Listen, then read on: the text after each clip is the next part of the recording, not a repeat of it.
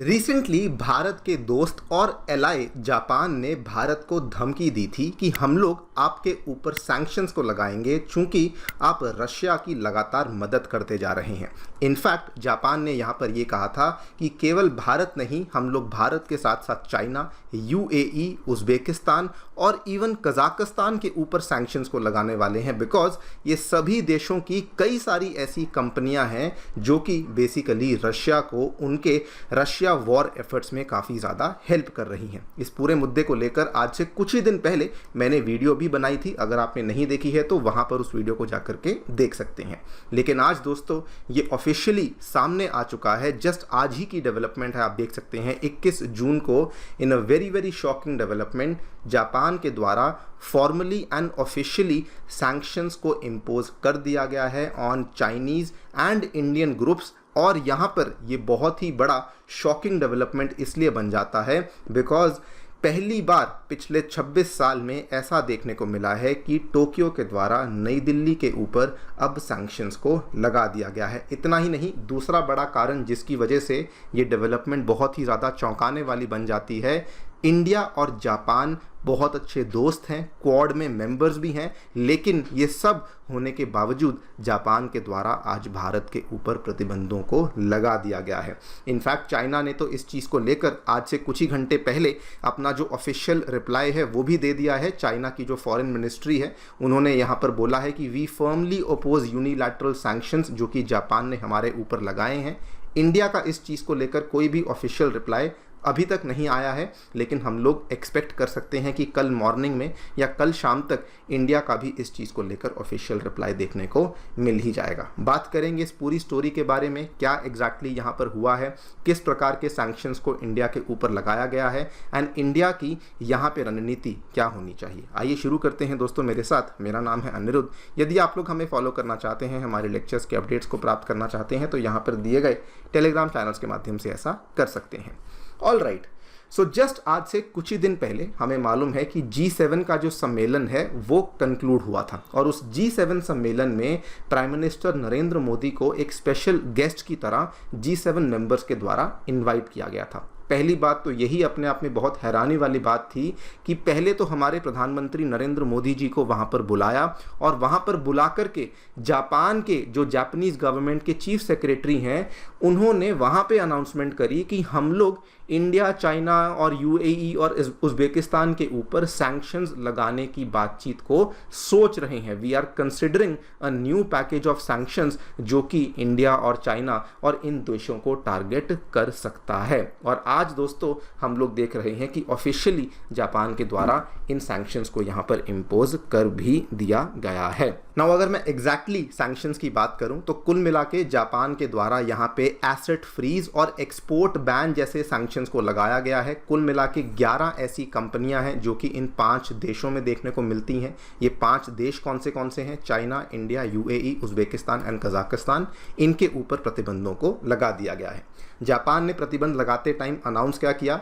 उन्होंने कहा कि जो यहाँ पे G7 मेंबर्स कर रहे हैं हम लोग उनके साथ मिलकर के काम करेंगे and we will make sure कि जो भी रशिया के ऊपर सैंक्शंस लगाए जा रहे हैं उनको कैसे भी तरीके से हम लोग और ज़्यादा इफेक्टिव करना चाहते हैं। और उन्होंने साथ में ये भी कहा है कि ये सारी कंपनियां जो कि इन कंट्रीज़ में आती हैं हम लोग इन कंपनीज़ को इसलिए टारगेट कर रहे हैं बिकॉज किसी ना किसी तरीके से ये वो वाली कंपनियां हैं जो कि रशिया की मिलिट्री को इनडायरेक्टली या फिर डायरेक्टली हेल्प कर रही हैं, इसीलिए इनके ऊपर प्रतिबंधों को यहाँ पर लगाया गया है। ना जो ये प्रतिबंध लगाए गए हैं इसके मायने यहाँ पर क्या हैं? इसके मायने बड़े सिंपल हैं।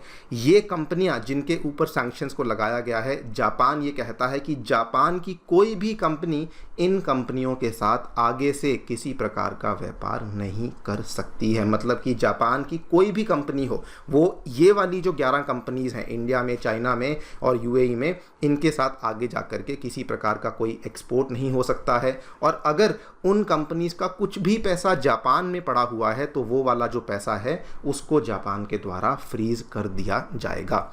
नाउ इंडिया ने, जैसा कि मैंने आपको बताया, ऑफिशियली तो कुछ नहीं कहा है, लेकिन इंडियन गवर्नमेंट का जो जनरली एक प्रिंसिपल्ड स्टांस रहता है वो बड़ा सिंपल रहता है। इंडिया ये कहता है कि हमने आज दिन तक कभी भी वन साइडेड यूनिलैटरल मेजर्स को एक्सेप्ट नहीं किया है। और ये मैं नहीं, इंडिया के ही पहले एक एम्बेसडर रह चुके हैं मिस्टर अनिल त्रिगुनियात, इन्होंने यहाँ पर कहा है कि इंडिया की ये शुरू से पॉलिसी रही है कि अगर कोई भी कंट्री हमारे ऊपर सैंक्शंस को लगाती है तो ये उनकी जिम्मेदारी है और इसके जो भी इम्प्लीकेशंस होंगे ये उन्हीं को भुगतने पड़ेंगे। हम लोग इस चीज़ को लेकर बिल्कुल भी रिस्पॉन्सिबिलिटी नहीं लेते हैं।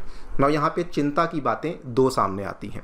पहली बात ये सामने आती है, एक बात क्लियर है कि जापान ने जो यहाँ पर इतना बड़ा कदम लिया है, जो कि 26 साल बाद भारत के ऊपर प्रतिबंधों को लगाया है, तो ये क्लियर है कि जापान यूएसए के इन्फ्लुएंस के अंडर काम कर रहा है। पिछले ही हफ्ते की बात है, यूएसए के द्वारा रशिया के ऊपर अपने प्रतिबंधों को बहुत ज़्यादा बढ़ा दिया गया। इनफैक्ट यूएसए ने चाइना की कुछ कंपनियों के ऊपर प्रतिबंध लगाए, जिसको कि यूएसए मानता था कि चाइना की वो कंपनियां रशिया को हेल्प कर रही हैं। लेकिन यूएसए डायरेक्टली कभी भी इंडिया के ऊपर सैंक्शंस लगाना नहीं चाहता, बिकॉज उस केस में हमारे संबंध खराब हो जाएंगे। और इसीलिए यूएसए जापान के थ्रू होते हुए इस तरीके से सैंक्शंस को भारत के ऊपर लगा रहा है।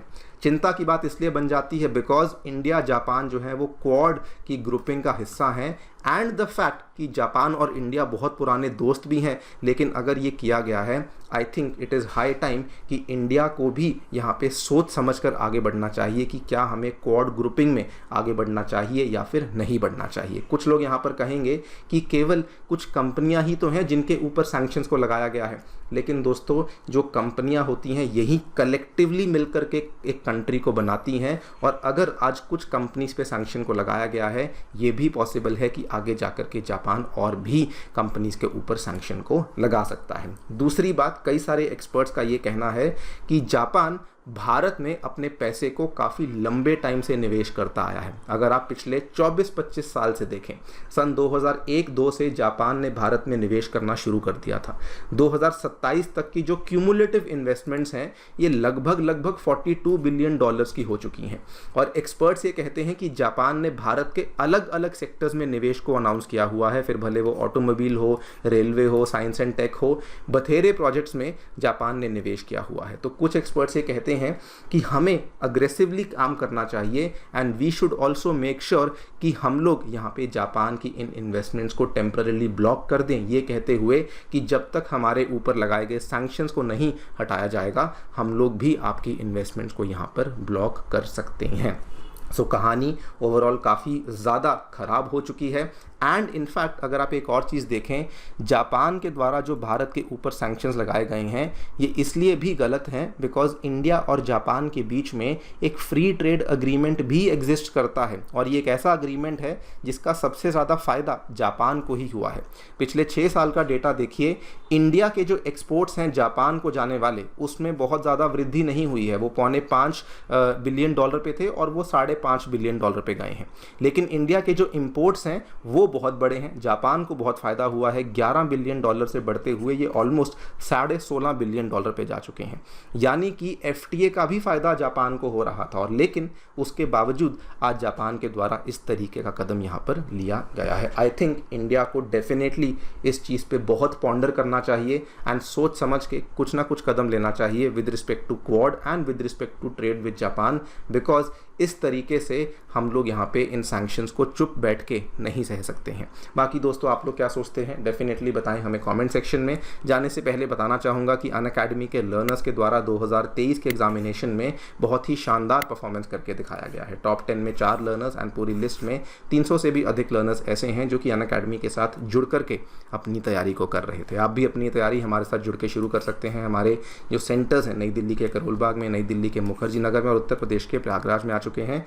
इन सेंटर्स में हम लोग GS कोर्सेज तो लेकर आए ही हैं और अब हम लोग करोलबाग के सेंटर में ये सभी ऑप्शनल के कोर्सेज को भी लेकर आ चुके हैं। आप इन सभी कोर्सेज में जाकर के एनरोलमेंट ले सकते हैं। अलॉन्ग विद GS कोर्सेज आपको CSAT, essay writing, current affairs coverage, साथ में test series, educator interaction, 1:1 mentorship, सभी चीज़ें अवेलेबल करवाई गई हैं। कोई भी आपको डाउट है सेंटर को विजिट कर सकते हैं या फिर नीचे दिए गए फ़ोन नंबर्स पर आप लोग फ़ोन भी कर सकते हैं।